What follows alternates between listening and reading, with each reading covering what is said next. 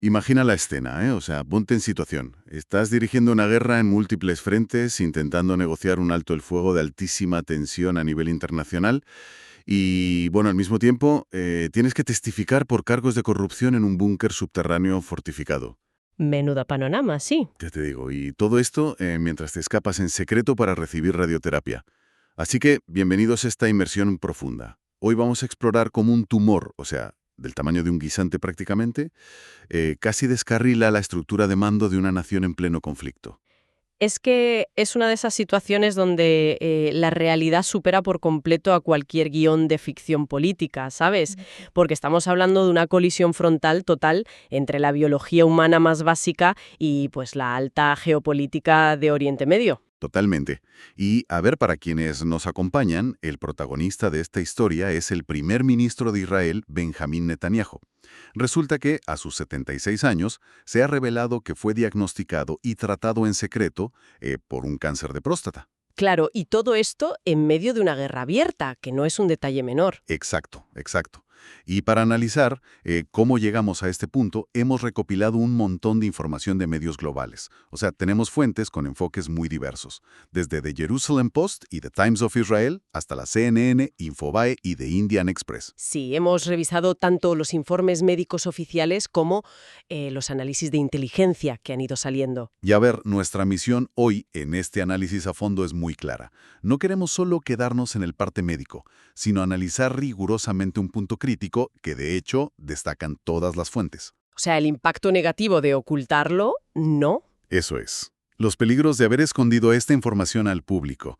Y francamente, las implicaciones tan graves que este secretismo tiene para la guerra que sigue en curso y para la estabilidad de toda la región.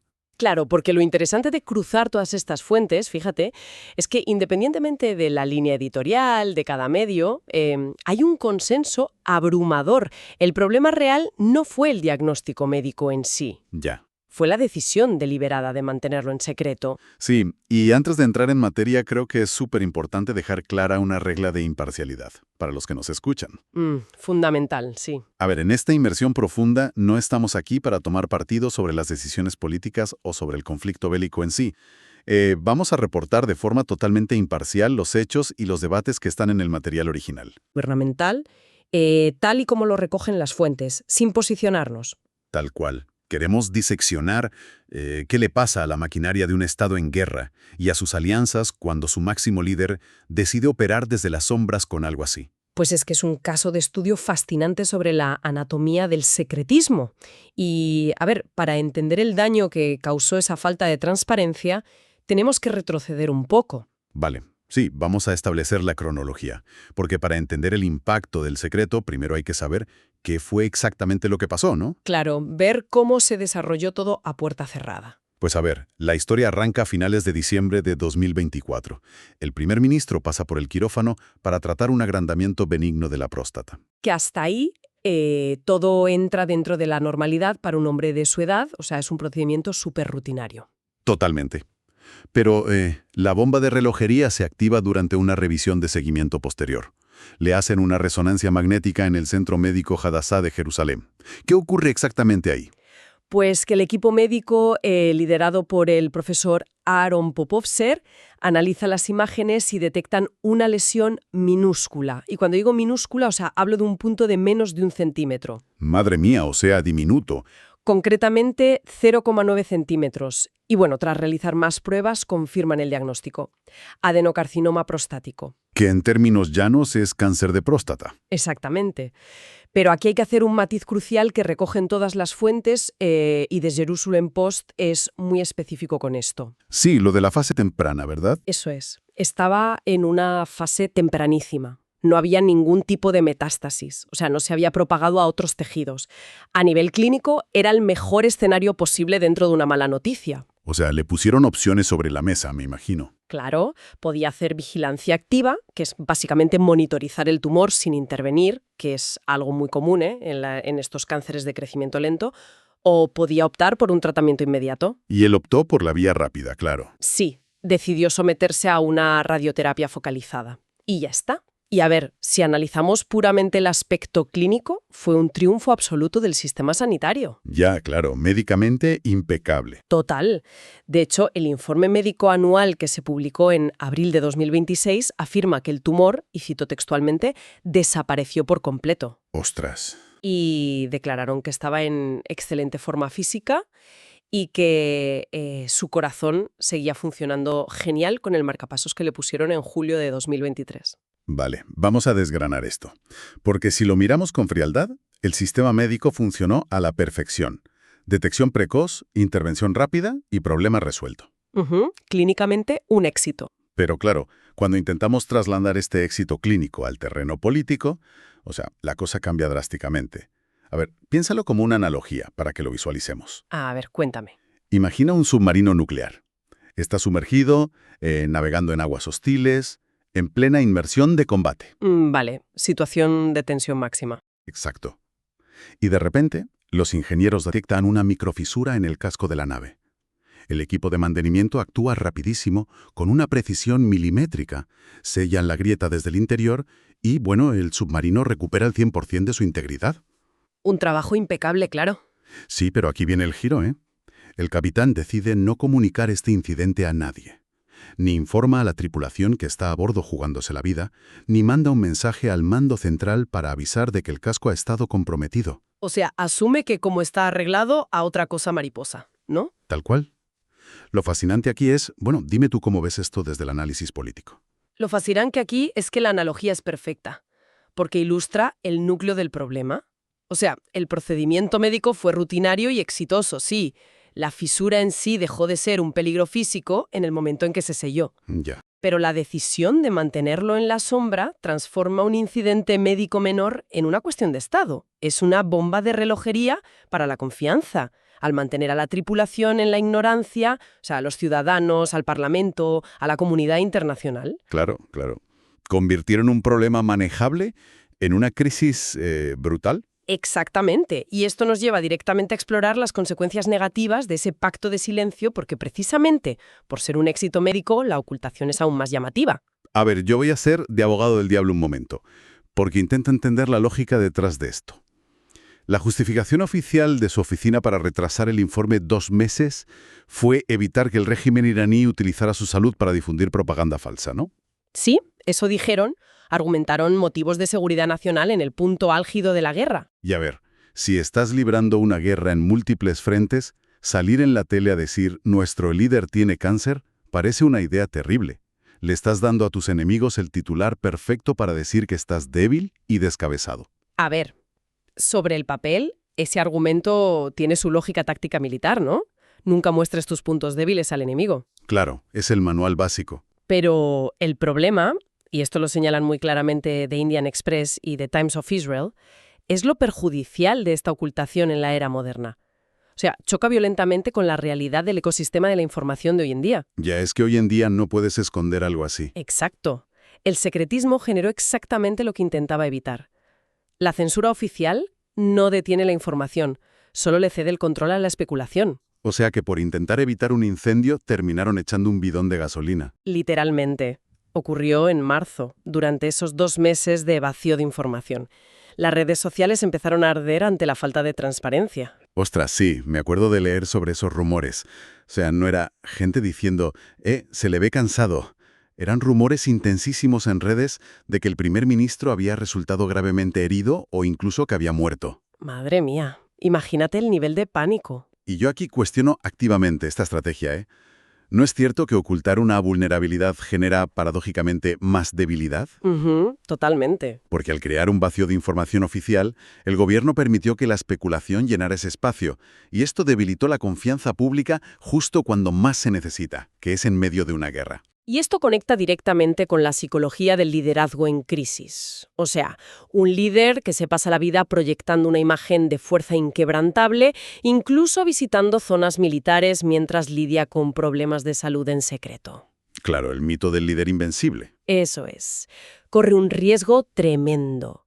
Cualquier revelación forzada resquebraja esa narrativa por completo y genera debates sobre su capacidad real para soportar la presión extrema. Ya. De repente la gente piensa, oye, si me mienten sobre esto, ¿sobre qué más me están mintiendo? Y fíjate, es que además hay un historial, ¿eh? Las fuentes recuerdan que ya hubo falta de transparencia antes. Ah, sí, lo del corazón en 2023, ¿no? Exactamente. El problema cardíaco que requirió el marcapasos también se ocultó inicialmente al público. Dijeron que era una deshidratación. Tela. O sea que el patrón de ocultamiento ya estaba ahí. Y cuando estableces ese patrón, la confianza se evapora por completo. Vale, entonces, ¿qué significa todo esto? Porque esta crisis de confianza interna no se queda solo dentro de las fronteras de Israel. ¿Qué va, qué va? Tiene unas ondas expansivas directas en la gestión militar y diplomática internacional que son gravísimas. Claro, porque a ver, Netanyahu lleva más de 15 años en el cargo. Es el líder con más años en la historia del país. Su salud es inseparable del destino de la nación ahora mismo. Totalmente unidos. Y recordemos el contexto bélico en el que ocurre esto, porque es que es una locura. Estaban manejando la guerra en Gaza. Sí. Al mismo tiempo, negociaciones internacionales hipertensas para un alto el fuego. Además, los ataques de los rebeldes hutíes desde Yemen, que de hecho provocaron unas represalias israelíes fuertísimas contra el puerto de Hodeida. Exacto, a miles de kilómetros. Y por si fuera poco, crecientes tensiones con Irán.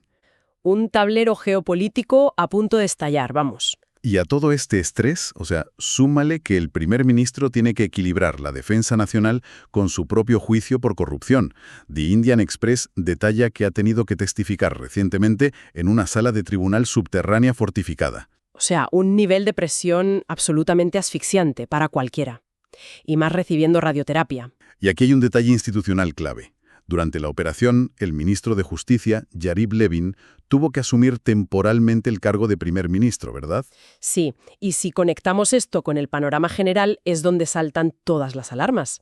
O sea, mientras ocurría todo ese caos bélico, durante un breve periodo, la autoridad final y el mando supremo cambiaron de manos. Y nadie lo sabía. Exacto. Y las fuentes adviertan precisamente de esto. Cualquier vulnerabilidad percibida o descubierta parde, puede envalentonar a los adversarios y desbaratar los esfuerzos diplomáticos. Claro. Es que imagínate a los mediadores internacionales. Es que, en medio de una mediación internacional, la fiabilidad de la información es la moneda de cambio, es la base de todo. Totalmente. Si tú estás en Washington o en Qatar o en Egipto intentando cerrar un acuerdo de rehenes y de repente descubres que te han ocultado información crucial sobre la salud de quien toma las decisiones finales. Madre mía. La reacción es de recelo absoluto, porque se añade una capa de imprevisibilidad tremenda a unas negociaciones que ya son volátiles de por sí. Ya, los aliados deben pensar, a ver, si me ocultan un tratamiento localizado, ¿qué más me están escondiendo sobre sus movimientos de tropas o sus intenciones reales? Ese es el coste real del secretismo.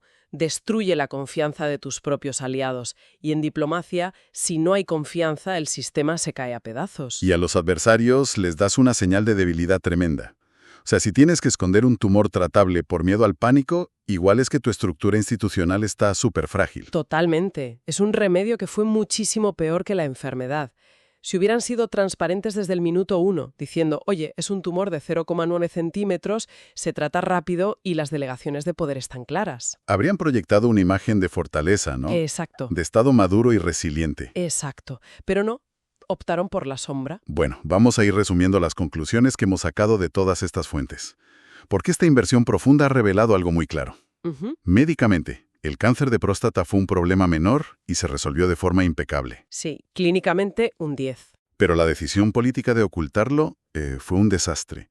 Generó rumores súper peligrosos, expuso vulnerabilidades graves en la transparencia del gobierno y además añadió una incertidumbre tremenda a la dirección de una guerra que ya era complejísima. Y creo que aquí es vital destacar por qué quienes nos escuchan deberían darle importancia a este caso. O sea, por qué es relevante hoy en día. A ver. En esta era de la sobreinformación en la que vivimos, con tanta desinformación y noticias falsas, la confianza en el liderazgo es fundamental.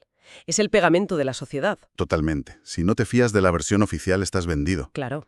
Y este caso demuestra empíricamente que la falta de transparencia en la cúpula del poder tiene consecuencias reales y tangibles.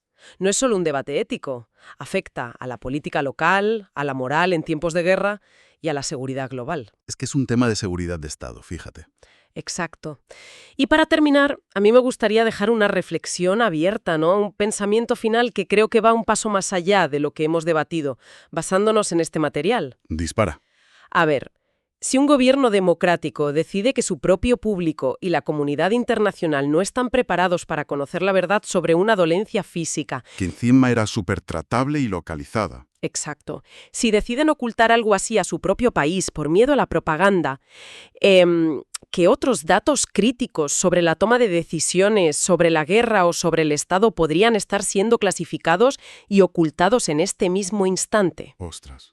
Y todo bajo la misma excusa de la seguridad nacional. Es para pensarlo, ¿eh?